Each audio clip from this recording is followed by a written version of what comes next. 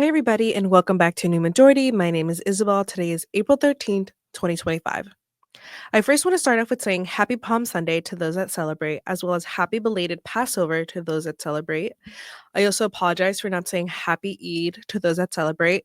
Eid was about 2 weeks ago today, and while I did celebrate on campus, I did unfortunately forget to say it to everybody. So, Happy Belated Eid to those that celebrated. So, the topic for today, let's start off with an analogy. So, let's say your house is on fire, but you decide to put it on fire because you disagree with your family. It doesn't solve any of the underlying issues or disagreements, it just destroys your home, leaving everybody hurt, divided, and ultimately without shelter. Your house is burned down. Ultimately, nobody wins from this, and you're left picking up the ashes of trust in community. And so, political violence refers to the acts of aggression or harm that are motivated by political objectives, beliefs, or ideologies.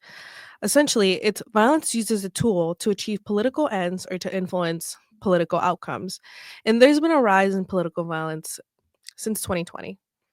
So, in October of 2022, Nancy Pelosi's husband was attacked. In 2023, Governor Gretchen Whitmer of Michigan was a victim of a kidnapping plot by right wing extremists. As we all know, President Trump faced two assassination attempts last year.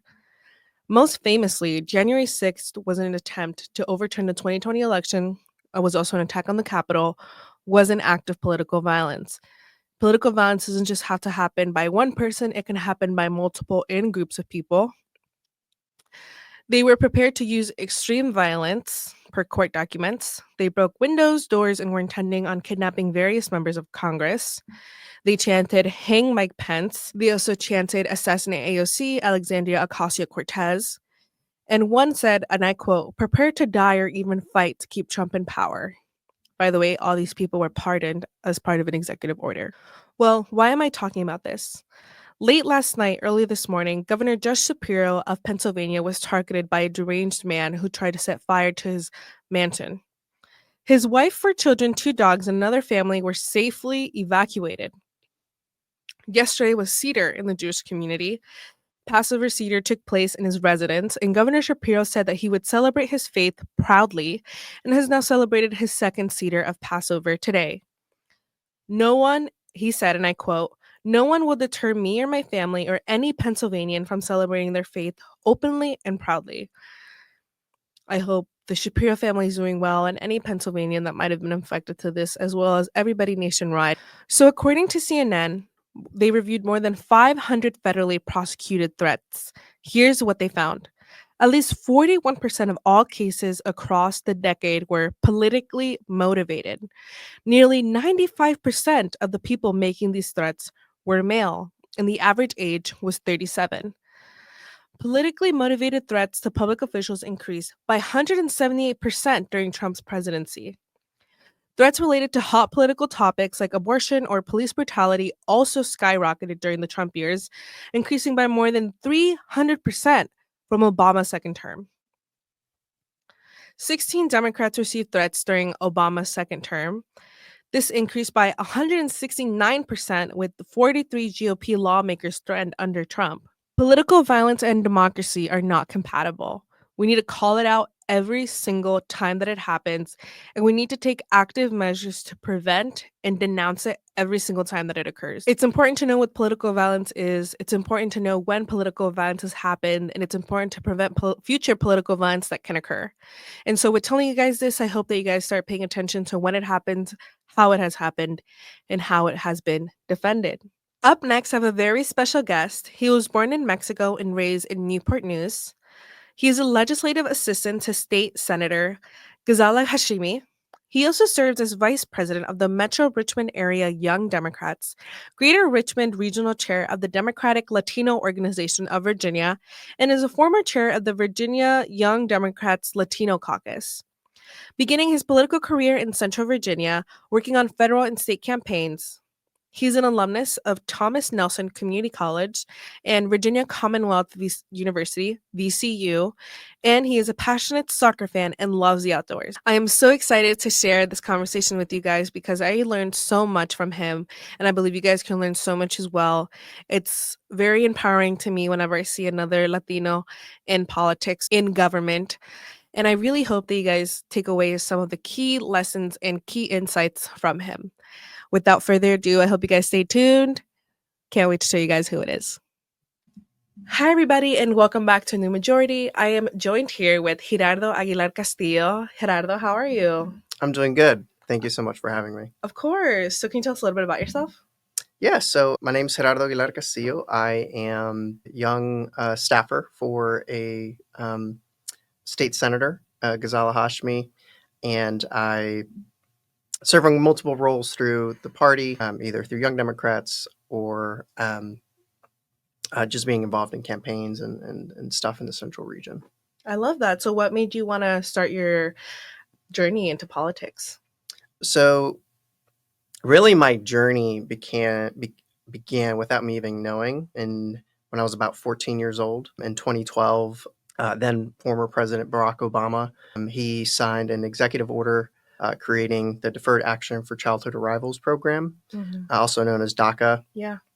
And that led on to kind of my journey later on in life. So it all began there without me knowing. I was like every high school student. They have dreams of going to college, getting a degree. Yeah. Some playing sports. So in my case, it was going to college, becoming a pilot, playing soccer in the meantime. Yeah. Once I really got to that process, obviously I was a DACA recipient. One of the things about DACA recipients is they don't apply or they can't receive federal financial aid as a result of their status because they're non-citizen status. So I go on to look at schools, look at programs, and I realized that these programs are amazing, but I really can't afford them as a result of lack of federal financial aid. Yeah. So, I go to community college, I do social science and really enjoy it. And then I arrive to the point where I need to transfer. Yeah. And I go to a couple of schools and everything. I settle in on Avid University. They have a great flight program. And then they also are a D2 soccer school. So I go try out and everything. Hopes are really high. And then once I get to that point where it's like, let's look at what the actual bill looks like. How am I going to be able to actually afford this? That roadblock happens again. So I come to realize, I was like, this is unaffordable at the moment. So I remember a U.S. government politics class that I took during community college, and that really sparked something in me to realize, why was I in that situation that I was in to begin with. So that really sparked that interest in politics. So needless to say, I went to the drawing board, took more political classes, transferred over to VCU, got my bachelor's in political science. And that really got me into the door of interest and knowing how government works, and how it affects people's lives, and also how we can use it to make other people's lives better. And specifically, of course, the Latino background that I have, it's a big interest for me. So I love that. I've definitely taken a few classes that have totally sparked the desire to change the trajectory of your life, because I also started off as a chemistry major, and I'm not doing chemistry anymore, but I took a public health class, and just learning about how inequalities affect our communities really got me thinking that I need to pay attention. I need to know what's going on. And so I love how you took that class and it totally changed what you originally thought you were going to do. That's awesome. And I love how you're sharing this story because, again, sometimes people feel like when they start college, they have to go one way, can't deviate from that. So it's important to trust yourself. And, you've held various and you hold various leadership positions and what it is that you want to do. So it's great to see that, you can change and you can excel in whatever you want as long as you're passionate. And obviously you're very passionate. Yeah. And so what inspired you to particularly be involved in the Democratic Party and Latino advocacy here in Richmond? Yeah, so I guess kind of similar to my background, the way, and I was just actually reflecting on this just the other day about how I came involved in the political process through the party. And when President Obama, created that program, DACA, that was a signal that, they were interesting in equality, inclusion, access to quality of life, achieving the American dream. And that really resonated with me. And the creation of that program was just a reflection of all of what the party stands for. Yeah. So I like to think that I didn't choose the party. Party chose me as an individual, as an immigrant, with my story, with my background. So that's how I like to think about it. And obviously, being a quasi, what they call now, it's like a 1.5 generation, first generation individual, which is like you come here to the States when you're young. So all you know is the States, and you grew up here in the education system, make friends here, the culture, the vibe, everything. So I with that experience that my parents brought and instilled in me since young, coming to the States, trying to achieve the American dream, and make the quality of life better for their children. Like all of that always resonated with me. And, the Latino issues have always been forefront and very personal as a result. So that's kind of the short answer per se. Yeah, no, I love that. And representation is really important. And so, as a young Latino political organizer, how do you perceive the current state of Latino representation within the Democratic Party, both at the local and national level? Yeah, so I'm going to try to tackle both. So, at the federal level, we have our Congressional Hispanic Caucus. They make up 47 members of the whole body. That I think is like 535 members. So 47 members is still a small portion compared to the percentage of Latinos and Hispanics that live in the country. Yeah. Which is about, I think it was like 20%, like 19.5. So that representation is still lacking, and at the federal level, we see it representation from our community disproportionate in states, in southern states, California, your Texas, your New York, Colorado. Historically, our Hispanic members and Latino members come from those states. Yeah. And I think focusing on yes, representation in Congress, but also representation allocation that we see across the country. So, for example, Virginia has never had a Hispanic or Latino member of Congress. Wow. In its history. And I think I was looking at the statistic the other day. It was like in the whole history of the country, I think it was like only like 550-ish members of Congress were Hispanic or Latino origin. So, in the history of this country, there's still a lot to do and to bring that representation. At the state level, we have about 5 members of the Latino caucus in the General Assembly. That I think I did the math, but if you think about it, 140 members, and only 5 are Hispanic or part of the Hispanic Latino caucus. That's crazy. So representation is still lacking. And similar to at the federal level, at the state level, we have disproportionate, or that representation is disproportionately in Northern Virginia. So, obviously Northern Virginia has a big population of Hispanic and Latinos in the Commonwealth. Yeah. But Central Region, Hampton Roads, there's huge amounts of population there. And just recently, we just got a member of the House of Delegates from the Norfolk, Hampton Roads region. And I would love to kind of see that sprawl up more representation in Hampton Roads in the Central region. But I believe at the heart of it, I think we just need leaders that understand the issues that Latinos face within the community. And, who better to do that than someone that has direct lived experience. Yes. But obviously, to the folks that are there now, letting them know of our priorities, and also if they aren't holding those values of their community, we need to elect someone that will. Yes, I totally agree. And thank you so much for saying that.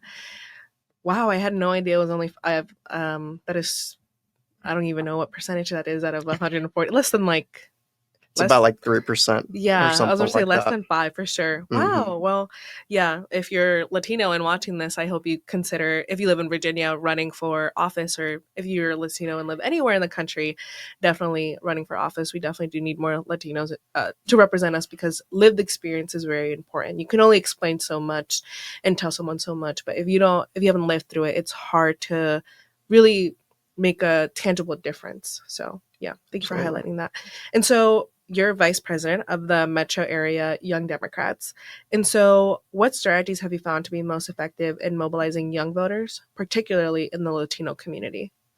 Yeah, that's a great question, because what we've seen from this past election, presidential election, is that, you know, our young vote, the Democrats lost a portion of that vote, Yeah. and got this administration over the hump to be elected. So I think it's important to realize, and kind of similar to what I was talking about earlier, is that we have voters now, Latino young voters that are either proper second generation, were born here, grew up, and their household could be dual status Yeah. household, or similar to me, could have been brought to the States when they were very young, and all they know is this country. So I think meeting young people where they are at, it could be in their where they get their news. One thing that we saw this past election is, the magnification and the influence that we saw that played non-traditional media played Hmm. in this election. Yeah. So, reaching out to voters there. And also, one thing that we have done in the Metro Richmond area Young Democrats is finding opportunities for young people outside of the politics discussion. And what that means is, let's invite them to a game, a baseball game. Let's invite them to a community event to clean a park. Something that they're interested and that they feel passionate about. Our young people are very interested in finding solutions to the climate crisis Yeah. that we are facing. Um, finding those topics that matter to young people. Um, and one thing that young people really like at the moment is seeing their elected officials, the party, um, folks that they trust, leaders within their community, um, see them advocate for issues in the public square, Yeah. and being bold and not being afraid and shying away from how they truly feel and what they would like out of their state government, local government, federal government.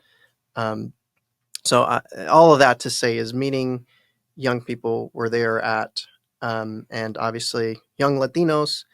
Um, we care about deeply about immigration. We care deeply about housing affordability. We deeply care about cost of living. Yeah. Um, you know, the issues to Latinos are not very different than any other community. Yeah. Just like community, like or Black community or Indigenous communities, they're being disproportionately affected. Hmm.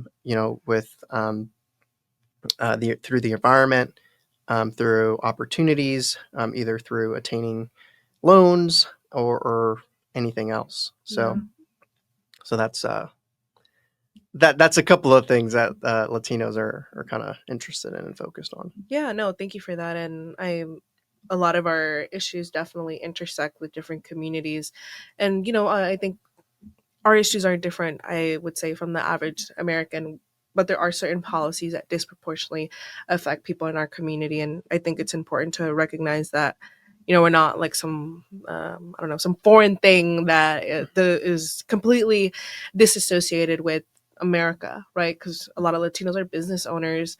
A lot of Latinos, work in corporate America or nonprofit, or, whatever they work in, they have normal jobs, normal occupations, just like everybody Hmm. else. So it's important to know that we're all kind of part of this. We're all part of this country. We all want it to be the best that it can be.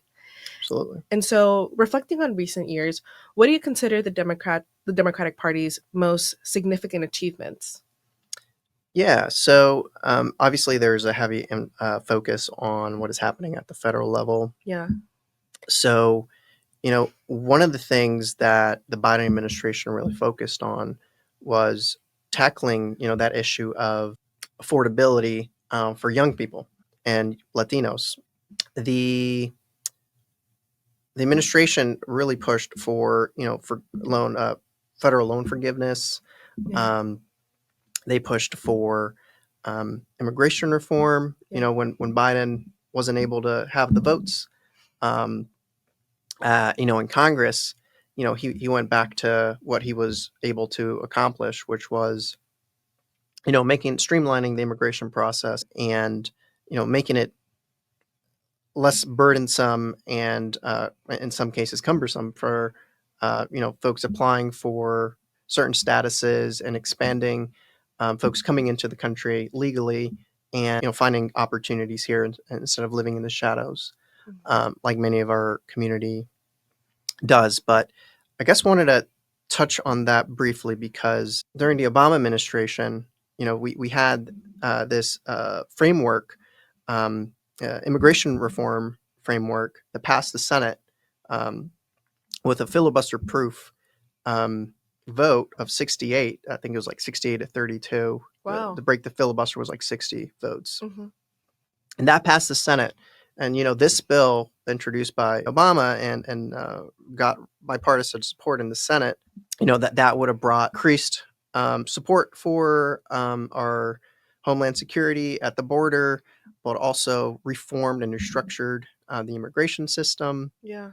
in this country, which is a big hurdle, and also granted a legal pathway to citizenship for the million of undocumented people in this country. Mm-hmm. What happened when it went to the House of Representatives is, he had this discussion with the Speaker. I think it was Boehner. And, he had this conversation, and he was willing, to stick his neck out for the better good of finding a solution to this now hyper partisan issue of immigration. Yeah. And his members wouldn't even allow it to be on the floor. Wow. So, all of that to say is that, we've come such a long way from that point in, I think it was 2013 to now 2025, and, through the first election of Donald Trump, um, you know, uh, that he was attacking, and he's continuing to attack our immigrant communities. Yeah. And, when Biden came along, in comparison to Obama, the total political landscape had changed. The way we talk about immigration is now not about, uh, lifting people up and finding opportunities, and acknowledging that, immigrant communities contribute so much to this country. So the conversation was about, just bigotry, hatred, Yeah. scapegoating Latino communities. So, that total dynamic changed from Obama's second term to Biden. And intermittently there was just Trump in the middle. Yeah. So, that really changed the conversation. And I think, a lot of it has to contribute to the political climate, where sometimes maybe just like a decade ago, it could have been feasible. Yeah. No, I totally agree. And it's actually just so disheartening to see how much the rhetoric around immigrant communities has changed, especially when, extremist groups or, simply, you don't even have to be that extreme, but simply racist people feel reinvigorated by the president's rhetoric to then spread this hateful rhetoric towards immigrant communities, especially because economists do a lot of research to address how immigrant communities then live their lives here in the United States, and immigrant communities generally commit less crime, contribute more to the economy, sometimes do better in the US than American born citizens. So it's just so disheartening seeing again this rhetoric and people running on locking up. I mean, they literally say Mexicans in their ads, so I just don't understand how I just don't understand how we've shifted so much from then, because I know that like the politician would have had an ad with literally a Latino person in their commercial talking about locking them up. Like that would never go then. But now it's like supported. Like it's Yeah, crazy. I think a big, a turning point and to a lot of Americans Mhm. was, Charlottesville, the Yeah. Unite the Right Yeah. rally in Charlottesville, and that was a big shocker to everybody early into Trump's presidency Mhm. when we clearly acknowledged this alt right group, you know, you know. Uh, throwing racist rhetoric, Yeah. um, you know, and when the president really just said, there was fine people on both Both sides. sides, I think really was an eye-opening moment for a lot of Americans during his presidency. And not only that, but like we have instances of the uh, the man that came in Texas that went from drove 5 7 Hours. Yeah. hours Mhm. to just go shoot a Walmart where there were Hispanic people there, Latino people, and that hatred, like what you were saying, was just emboldened by the rhetoric coming from the president of the United States. And that is just a couple instances, but there's so many that don't make the national news. Yeah. So we're living in very worrisome times Yeah. for the community, and uh, our our guards are up. Many communities are feeling anxious, just about so many things. Just recently, the IRS has granted ICE the ability to go through their system, to determine if folks are here legally or not. That used to be kind of sacred understanding Mhm. that we're allowing these undocumented immigrants pay their share of taxes, Mhm. and as a result we weren't going to use that information against you. Yeah. And that reversal has just done a whole 180-degree turn with this administration. So that is one instance, that the crackdown on due process Yeah. um, for folks being detained by ICE. Mhm. So in combination, all of that is what is causing that anxiety and within the community. Yeah, and I love how you mentioned, Latinos in general, most have a social security number and they pay their fair share in taxes, but they can't even vote. So, Yeah. They can't vote. they They can't vote. can't apply, or they are not granted, um, retirement. Hmm. They aren't granted, health care. Yeah. So, all of that, they're contributing so much, and, they're also getting punished for it. Yeah. Um, so, Yeah.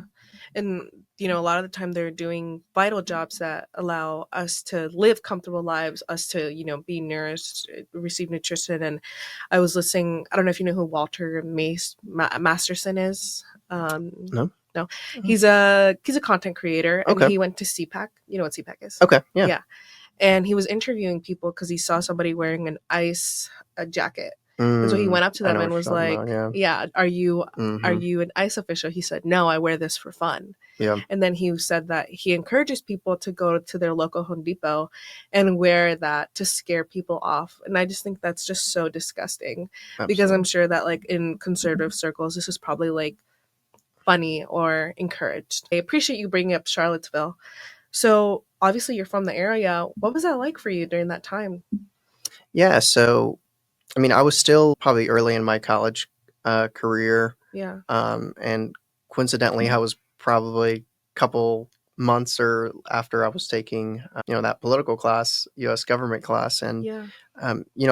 we just started to question, the the government structures around protecting citizens against this hatred that has been, brewing in this country for so long and has been given a face. Yeah. And through in my view, the Trump presidency, either his first term or his second term. So it was very worrisome times, and really just questioned and continued to develop my interest in politics, to realize they are, I'm assuming there are government structures for this, but why is the president of the United States emboldening these folks? Yeah. And understanding kind of like the history of the country more deeply um, was one of the things that I got me to explore that even further,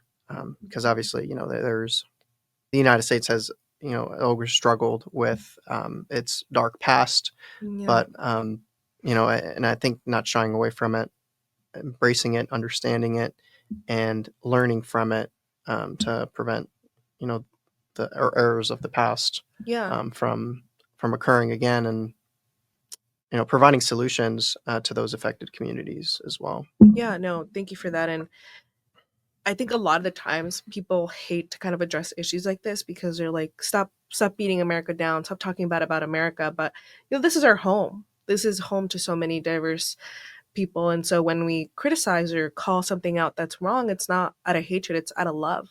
Because again, like, we live in this country together. We're all in a society here. We only want it to be as best as it can be. And just to add to what you said about Charlottesville and the debate when Joe Biden had to denounce Antifa and President Trump was asked to deny right wing extremist groups, he said, stand back and stand down. Not, I denounce who you are. And, people thought that was enough, but these right wing extremist groups took that as an emboldening statement, like, oh, okay, the president told us to stand down, stand back and stand down, not I denounce you, So, and again, like we saw what happened on January 6th, these people were again like just emboldened and all that. So yeah, very interesting times, unfortunately. So what steps do you think the Democratic Party should take in order to genuinely reflect and serve its diverse communities? Yeah. So I definitely want to preface by saying political parties they're a coalition of people and ideas. Mm-hmm. And at the core of them, that's what they are. So not one political party, all of their folks that identify with them fully agree with everything that they stand for. Mm-hmm. But I think that that just moving forward, the party can definitely do a couple things better.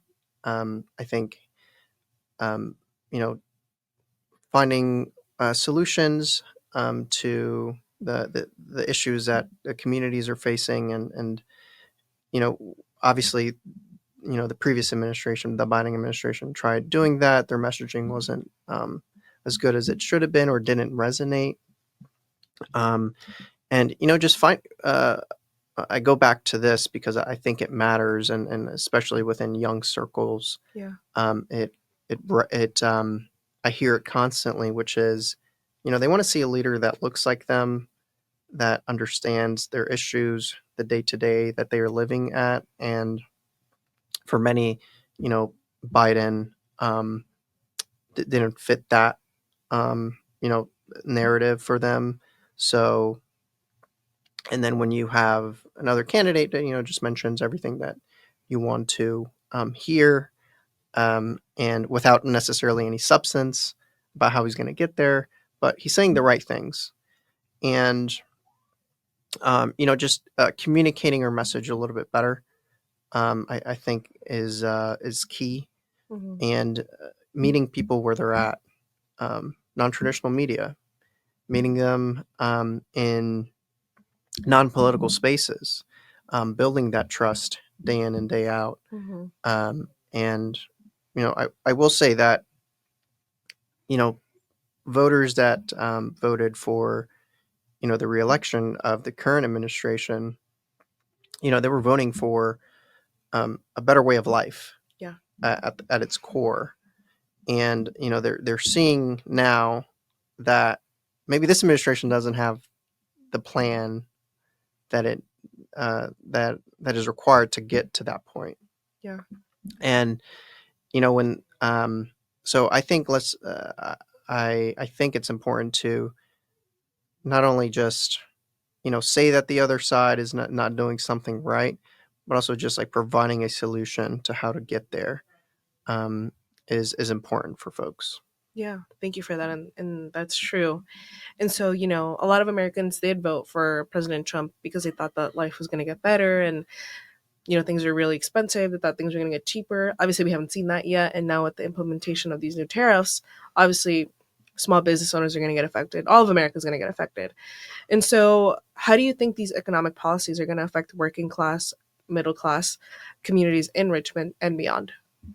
Yeah. So regarding tariffs, probably by the time this podcast comes out, the administration has probably flip flopped on a tariff, Yeah. and he's been doing that for the past couple of weeks. So economists, even J.P. Morgan CEO mentioned that there's likely that there is going to potentially be a recession if these tariffs were to go into effect. Obviously, the administration backed down from them, except through for the China tariffs. Yeah. But outside of the North America region, the USMCA trade agreement, Canada and Mexico, the other big partner is China. And folks are going to, if these tariffs actually do go into effect, they will have dramatic impact on the economy.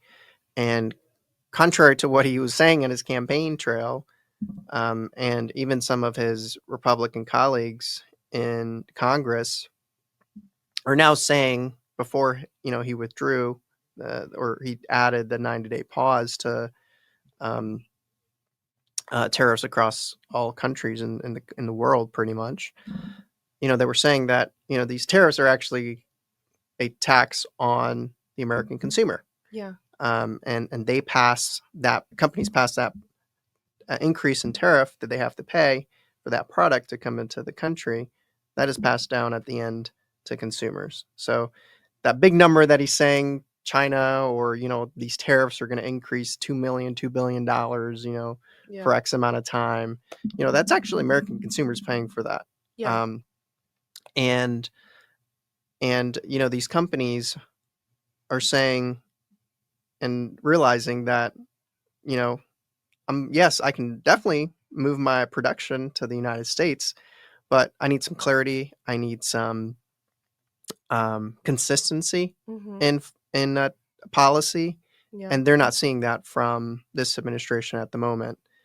So if I'm a multi-million-dollar company and I have my factory in China or Mexico, and the president is telling me bring it here, but then he flip flops on his policy, I can't take that seriously. I need some certainty before I make a multi-million-dollar investment here in the country. So folks are going to be hesitant to make that investment and they bring things back to the country if there is no consistency. Yeah, and that's very true. And just to emphasize what you said about economists, like having opinions on this, Nobel Prize winning economists have all written open letters saying to the president, please don't do this. And, just the tariffs that he was implementing or his economic plan, even before he got elected, telling people this is not going to do what you think it's going to do. Also, just emphasizing that the United States has no jurisdiction outside of the United States. So again, these people that are paying these taxes are American companies, not China or wherever else they think. It's the people that are the owners here are being affected by that. And again, when you have the president say China's going to pay, of course, I mean, he already has like a huge following, and a lot of people don't know what a tariff is, period.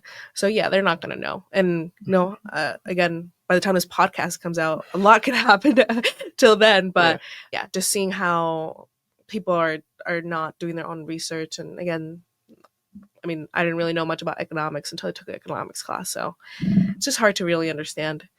So right now, the Department of Government Efficiency, DOGE, has introduced significant changes to the Social Security Administration. What are your thoughts on these reforms, and how do you think they're going to impact vulnerable populations? Yeah, so my background isn't in the federal government per se, but a lot of what the federal government affects state level funding streams, and specifically with Social Security. I think if folks are being delayed their due payments for their retirement, um, and those changes make it harder for folks to actually cash in their check that they worked decades to receive. I think that's obviously a step in the wrong direction, and at the end of the day, this administration is just trying to make things harder for folks, ordinary people. um, and for example, one thing that we're seeing right now is the attacks on federal workers or federal workforce, and our northern localities. About I think I was just reading this the other day. It was like Arlington or Alexandria. Like about um, over 60% of their population relies on federal grants, federal contracts granted, or make over 60% of their residents. Mm, So if even wow. 10% or 5% of those proposed cuts come, that will have a dramatic impact on locality revenues, and Hmm. hence um, revenues at the state level. And I will mention, a lot of these jobs are performed by professional um, uh, workers. They have, and I was looking at the breakdown, and like a lot of them work in STEM fields, intelligence, all of the apparatus around federal government. So all of those, um, we will, if that were to go into effect, even a small percentage, 5 to 10%, that'll have a big dramatic impact on people that contribute to the state economy and local economy, and it will just be detrimental to state revenues and the programs that we can fund and the quality of life we can provide to residents. Yeah, I it's scary. And yeah, I mean this just it's only been a few months. I don't know what's going to happen in 2 years, 3 years, but hopefully A we lot of can moving a parts. lot of moving parts, but I hope we get through this period and come out stronger in the other end. And so the House recently passed the No Rouge Rulings Act, aiming to limit judges' ability to block federal policies. How do you perceive this move in the context of checks and balances within the federal government? Yeah. So the attacks on the checks and balances, specifically with the judiciary, is really it's really at the core of our democracy. It is uh, an attack on the way folks bring cases Mhm. to courts, and when it comes when the judiciary is being attacked because you don't like the outcome of a case, you know that is the process.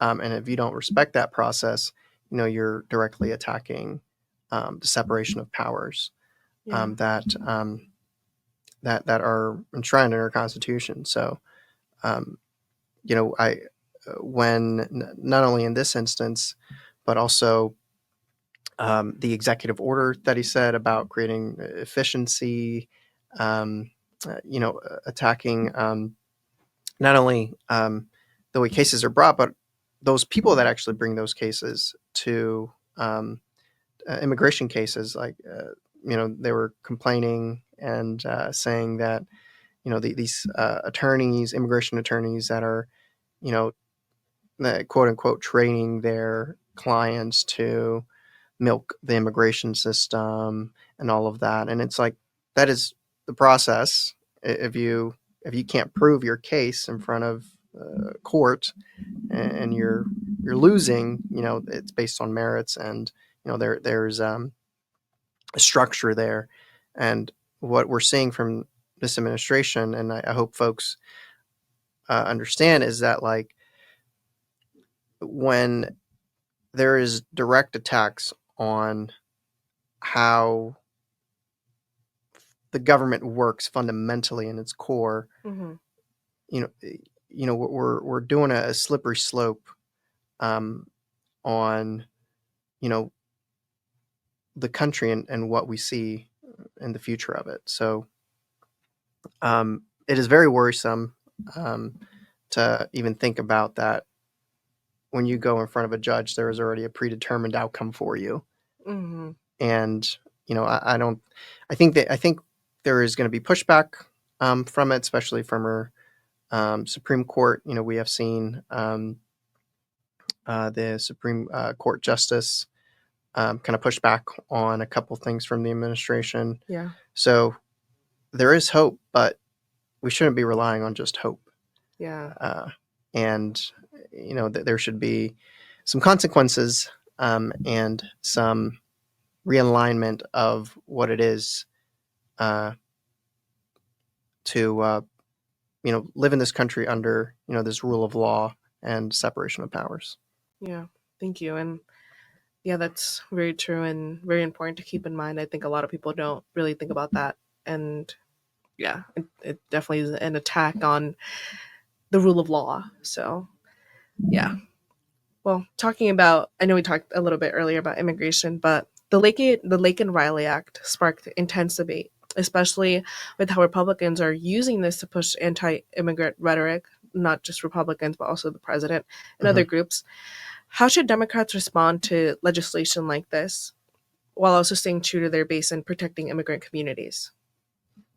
Yeah. So with the Lakeland Riley Act, in order for it to pass, and it got Democrat support, Yeah, unfortunately. and you know, keeping our community safe is obviously important. Yeah. Uh, Nobody wants to live in a community plagued with violence. So um, the problem is similar to what I was kind of mentioning earlier. Is this legislation is a signal to say that immigrant communities are disproportionately creating this crime within our communities, Mm-hmm. and as a result, scapegoating them for um, lack of funding for other things that the federal government should be funding to prevent violence to begin with. But I think the statistic is very important because um, Latino and Hispanic communities do not provide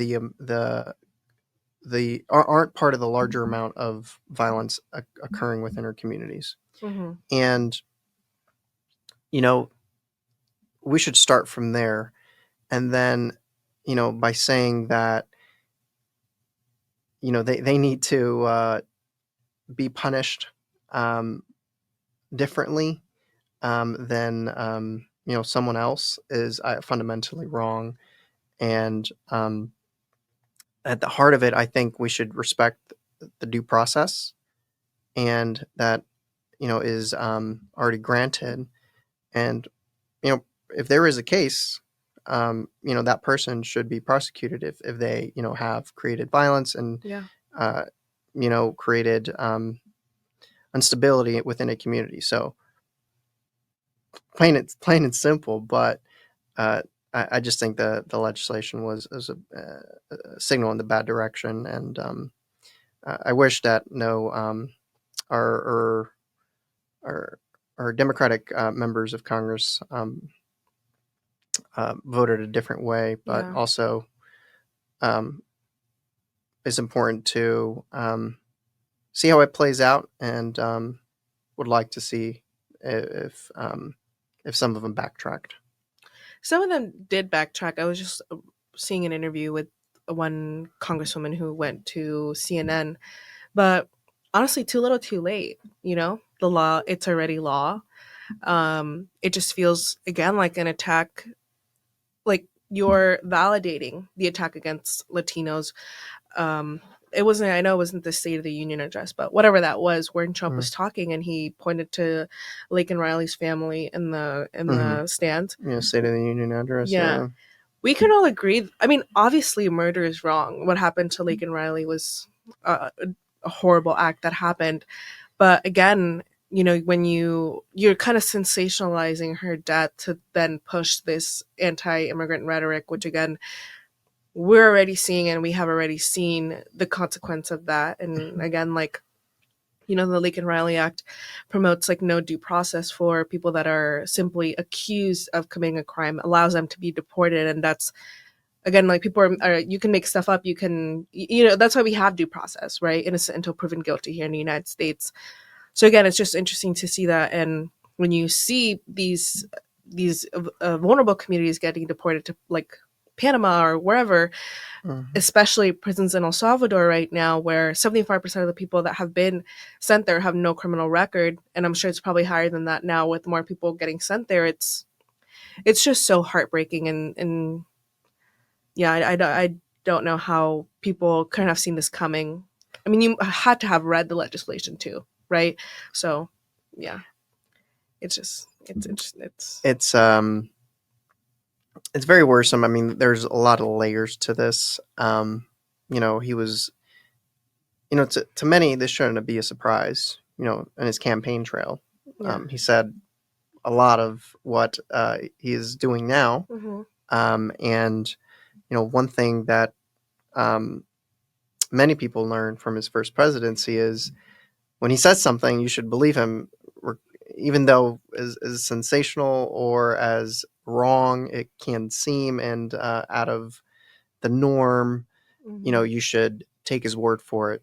And I think I think that that's a reminder for folks to pay attention of kind of what he's saying as well, Yeah.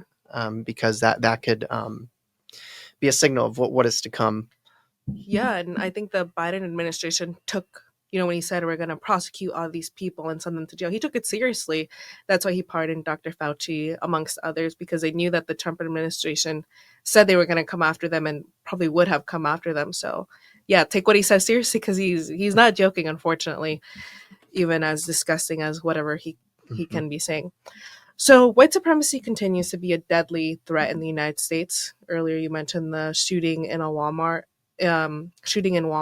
in El Paso, Texas, where the Mhm. gunman drove hours just to kill Mexicans. That's what he said he was going to do. Mhm. And so, white supremacy continues to be an issue for the United States. It's been an issue for a very long time, not just affecting Latino communities, but affecting all communities, literally everyone. Like no one is safe, everyone.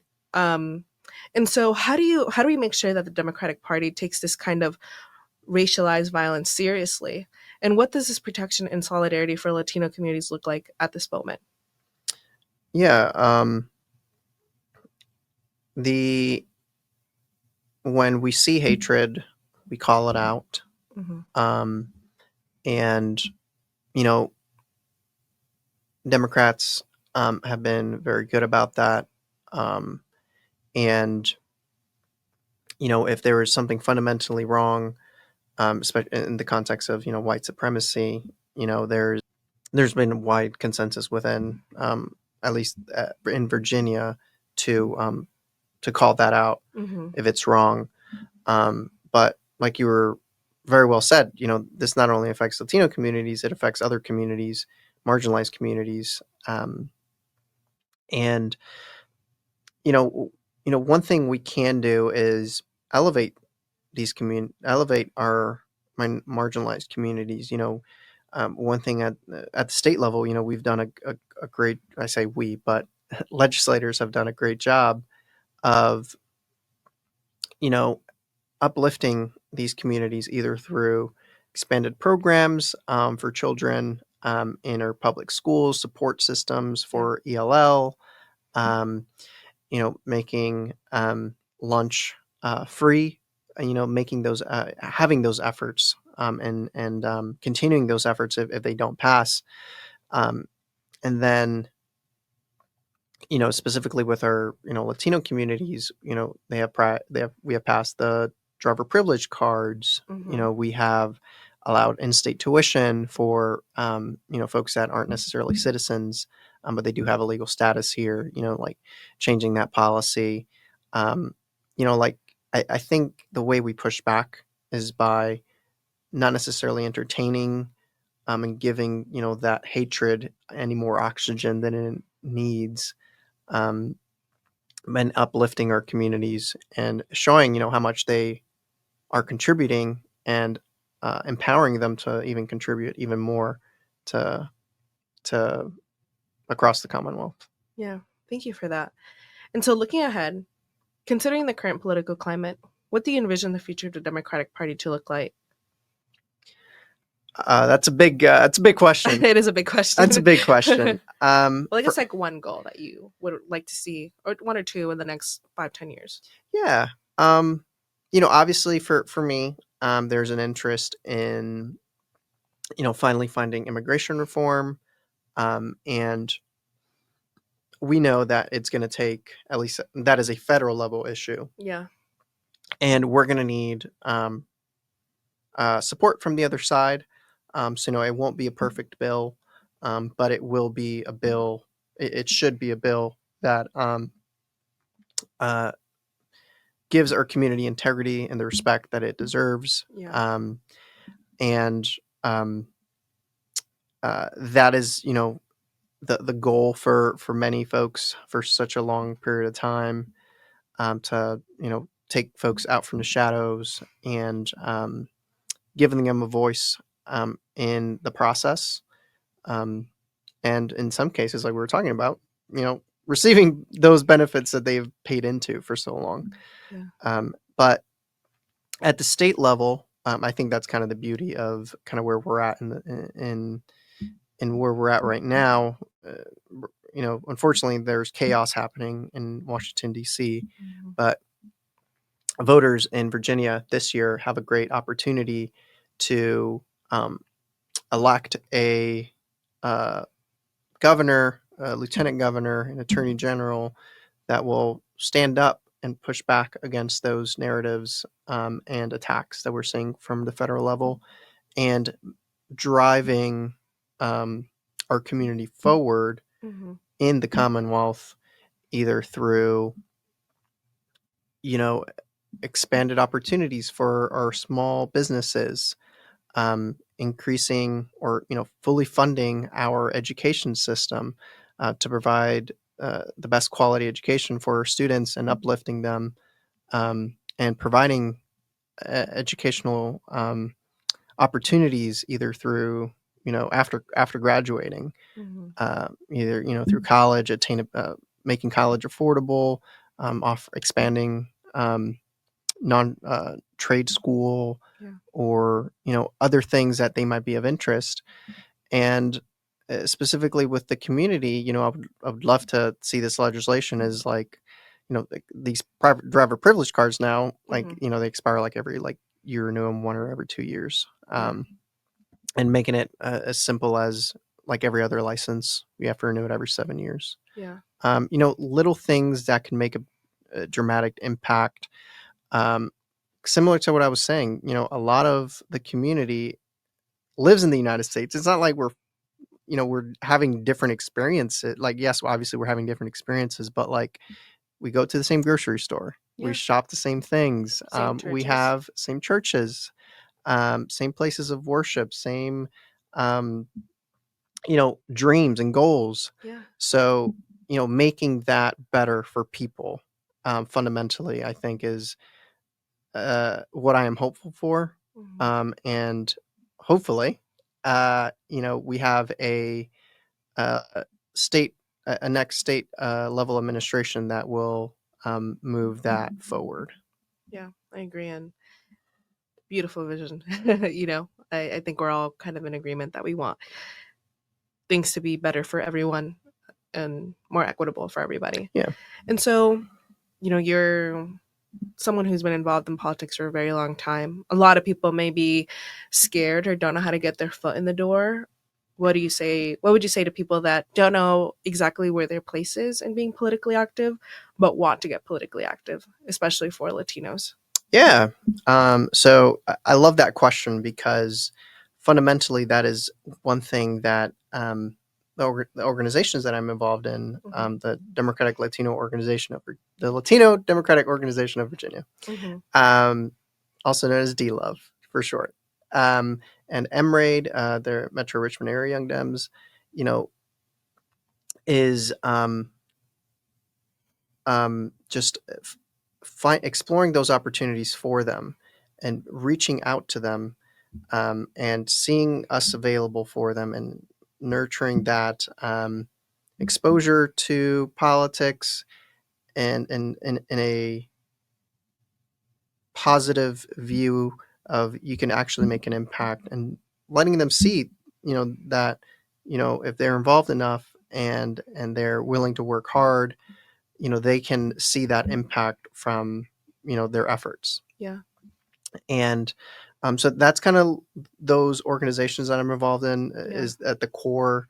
You know, I like to think that I don't want to be the only person doing this. I want 5 people behind me that are just equally as invested and interested and have even bigger and bolder ideas than I do, Yeah. to move that forward. So I think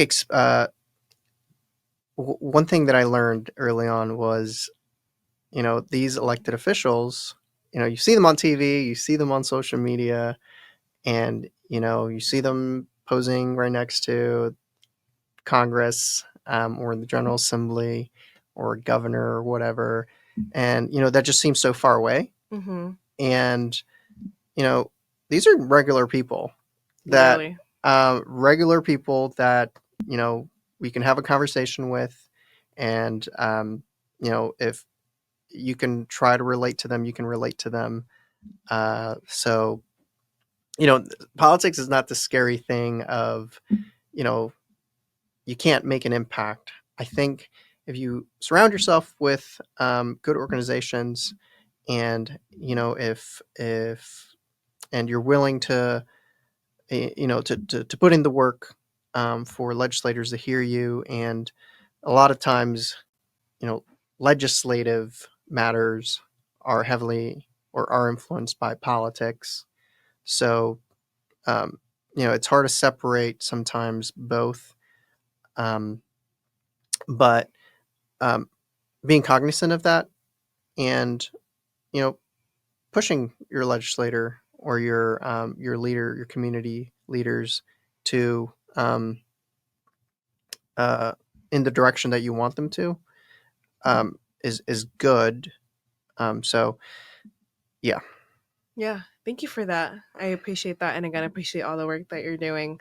I guess I appreciate that you told us earlier about DACA, right? Oh yes. And I think a lot of people have a lot of misconceptions. DACA, Deferred Action for Childhood Arrivals, that is a program for children that came to the United States, very young, and without their own will.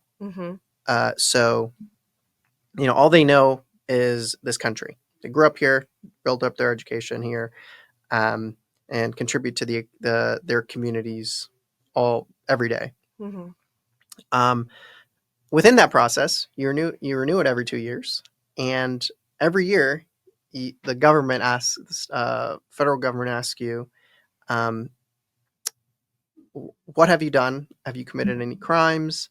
Um, and they do the background check on you, and they ensure that, you are a productive citizen and that you're not causing trouble, in your community. So, for those that maybe are worried about, this program, shielding bad actors within the community, that is not the case. In contrary, a lot of DACA recipients are, folks with careers, you know, doctors, um, small business owners, um, folks that work in politics. Yeah. So, the folks are contributing so much to the communities, and, when they renew every year, you have to be in good standing. Yeah. And Contrary, like we were saying earlier, or not contrary, but like we were saying earlier, they're contributing so much to um, local taxes, or safety net programs, and they aren't actually able to partake in that.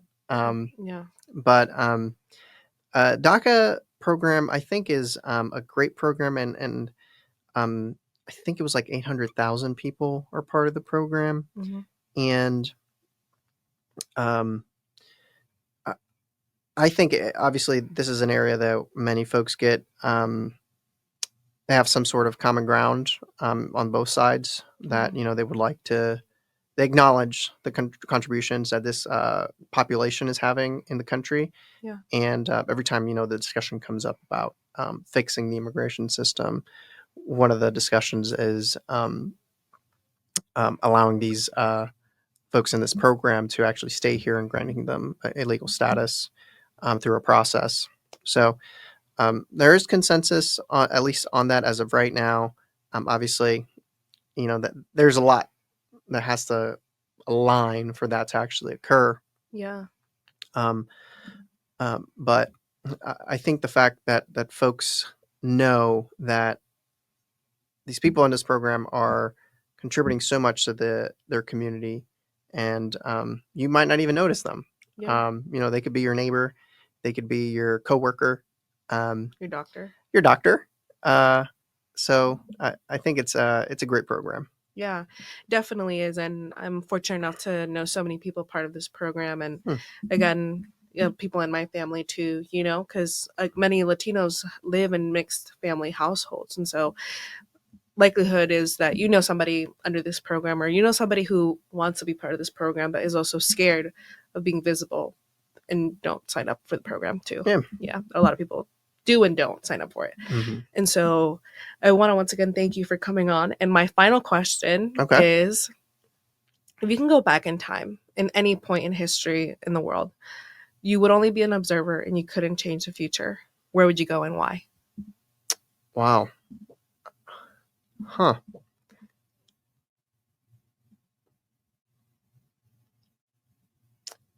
I think this is probably going to sound cheesy. Uh, Maybe like the Industrial Revolution. Okay. Um, just because there was just so much innovation Mm-hmm. and so much desire to uh, and new ideas. So like, I think just like seeing how the world that we live in now and the repercussions of all of that Mm-hmm. that we were living now, like all that, how that came about, I think would be like kind of fascinating. Yeah, I totally agree. I'm taking a class called the Second Machine Age, something like Oh, that. interesting. Yeah, it's about AI, but we also talk about the first machine age too. And Mm. yeah, it's interesting to see the parallels between like our worries with like AI to worries with like, when horses were gone and all that stuff too. Yeah. So once again, thank you so much, Gerardo. I really learned a lot from this conversation, and I'm so glad that we have people like you actively involved in our communities, trying to empower people in our communities and people all over the state and the area. And so, again, your perspective is so important, and I appreciate you again for coming on and allowing me to talk to you and allowing people to learn from you and listen from your Yeah. experiences. No, it's been a really great conversation. I think it's important to expose people to different situations that folks live in, Hmm. and also letting them know that your government um, is working for you, and that nothing can be passed legislative wise without bipartisan support. Yeah. And the fact that we have so much legislation passing at the state level with Republicans, Democrats, Hmm. um, putting their name behind it and supporting it. Um, I think is one takeaway that I want folks to know is, you know, compared to Congress, your Hmm. state level is actually working for you, and we pass so many bills Yeah. every session that impact the daily lives of so many Virginians. Hmm. And while this conversation might have sounded partisan, um, in the sense of like, just talking about Democrats, but at the end of the day, at the state level, there is better cooperation amongst both sides of the aisle to make Virginians' lives better in every aspect. Yeah, and thank you for highlighting the differences between state and federal level, because I know, like, bipartisan support isn't that common in Congress, but definitely is on the state level because we all live together and kind of, I guess, it's not as polarized in the state level as it is on the federal level. So